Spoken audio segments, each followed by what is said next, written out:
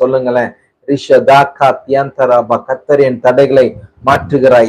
என் தொழிலில், என் பிசினஸ்ல வருகிற போராட்டங்களை, என் வாழ்க்கையில் வருகிற போராட்டங்களை, என் குடும்பத்தில் வருகிற போராட்டங்களை கர்த்தர் மாற்றிக் கொண்டிருக்கிறார் என்று நீங்கள் விசுவாசிப்பீர்களானால் உங்கள் விசுவாசத்துக்கு ஏற்ற பலனை கர்த்தர் கண்டிப்பாக அருளி செய்வார். ரபா சந்தா ரியங்கரபா.